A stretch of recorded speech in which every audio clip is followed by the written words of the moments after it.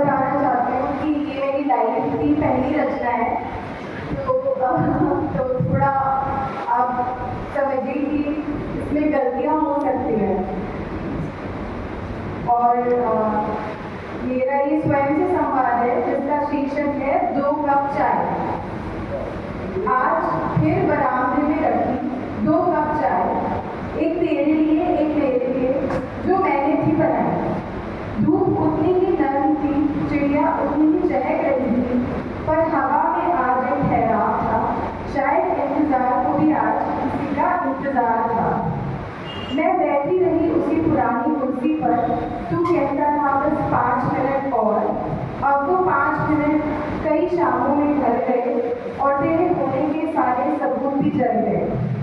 भाप उठती रही कब से कुछ तेरी यादों की तरह, जो कभी मीठी थी, गर्म थी, अब बस ठंडी सी तरह।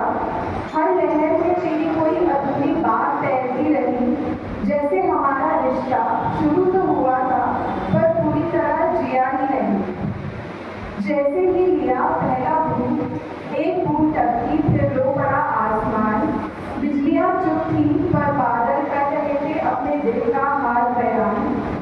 हर बूंद में तेरा अक्स दिखता रहा, जो पहले कभी था वैसा कुछ भी ना रहा।